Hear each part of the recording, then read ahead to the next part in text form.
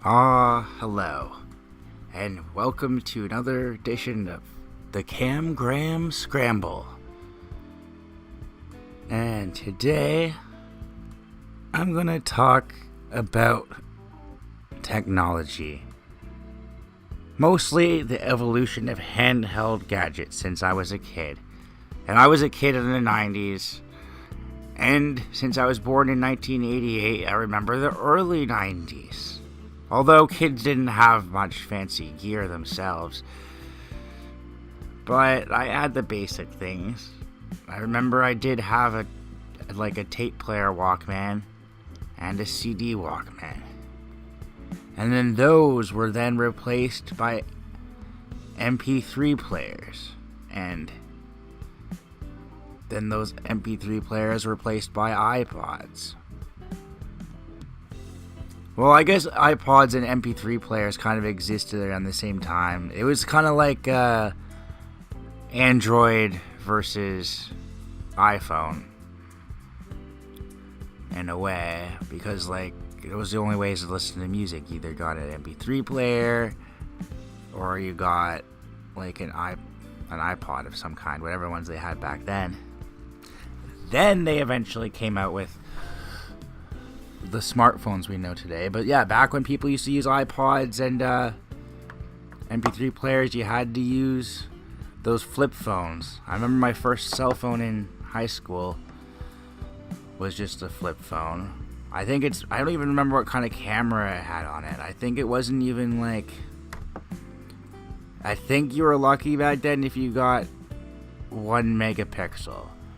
I remember having my buddy in high school. It was 2006 maybe, 2007.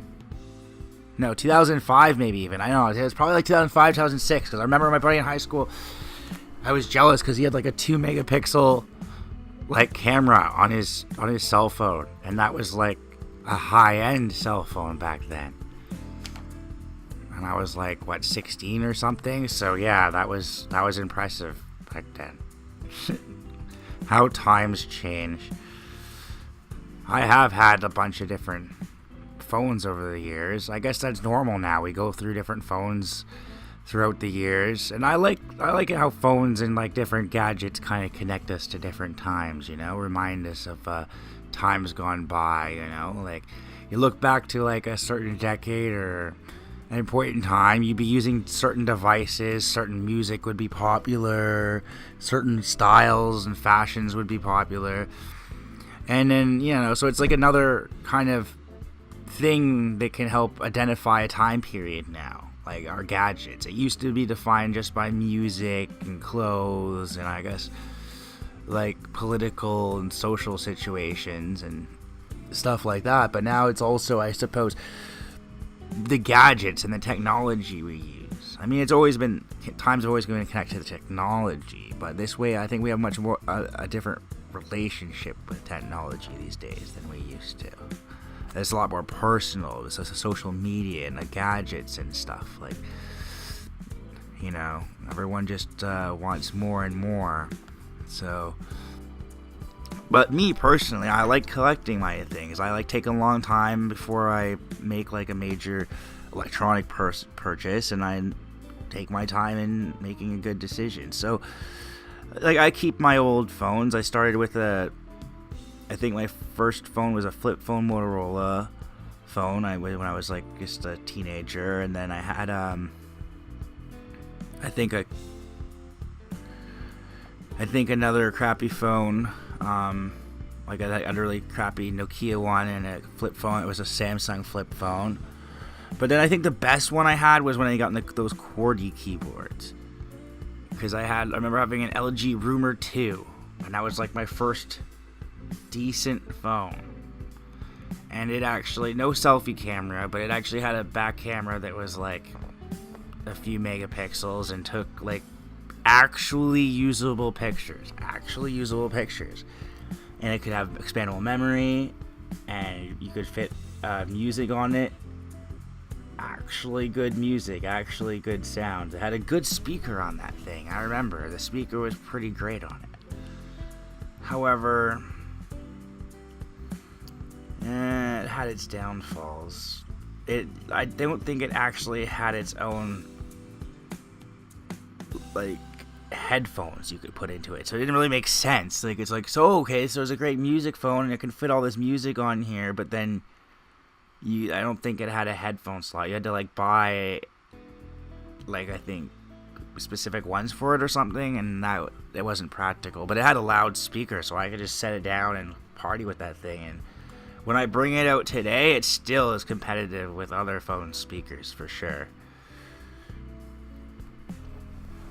Then, of course, I moved on to my first iPhone, my iPhone 4, which is around, I guess, 2011 that I had that. And then my iPhone 5, which is around 2013, I guess. And then my iPhone 5 broke.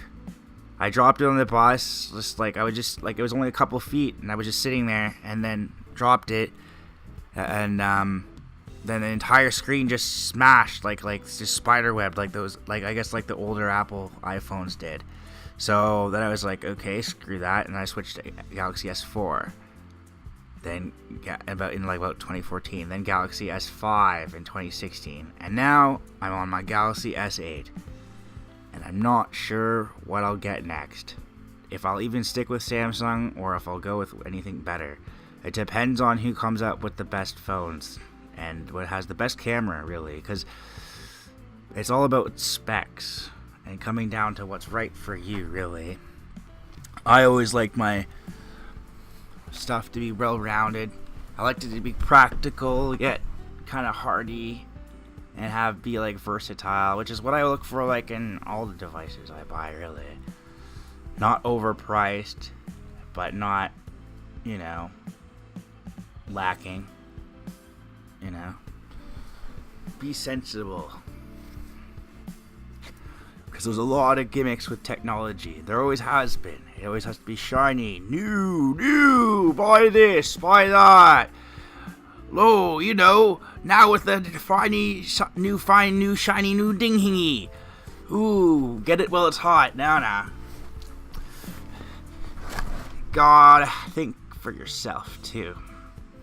And that's why I like keeping my old devices. It keeps things in perspective. And it's a kind of a fun collection. And they don't take up much room. So, you can just think, okay, like, you reflect over years how far it's come and which devices were good, which brands were good, which, like, things that different companies tried that worked and didn't. There may actually be a history museum of cell phones. That would be a cool museum. Like, just a smartphone museum. At this part, you could almost have that entire museum. I always wanted to go to one of those like museums where they have old technology. I always thought it'd be cool to have a museum where you could just go into, say, a museum that's just dedicated to living rooms or something, or like houses over the years. So you could just have a house that was in a different, like a different era, like a different decade. So a 1995 house, or then a 2005 house, 2015, or 1985, 75, 65. It was like whatever years like that. I didn't do that in any particular order, but you know what I mean. So I think it would would be a whole street of houses. And then that would be a museum, a street of houses, and you would just kind of do a walking tour through the houses, and they'd all be set up with like all the technology and all the decorations that were appropriate to each time period at the houses. So it'd be like stepping back in time a bit, 80s house would have like 80s video games, 80s TVs, 80s furniture designs, and so on. Is that a thing? I don't know. I should find out if that's a thing, because I want to go there. I would go to that. Sounds like a cool place to go to. I love that. Or a hotel where every room has a different time period theme. That would be even better. because then you could fit everything into one room in a way. Because like hotels are kind of like have like a living room and kind of bedroom vibe to them, and sometimes even have like a bit of a kitchenette kind of in them too. So you could totally get your experience there. I guess now I'm just thinking about time travel. And I suppose that's a good time to end my rant about old cell phones, technology, and reflecting on the past. This has been the Cangram Scramble. Have a good day.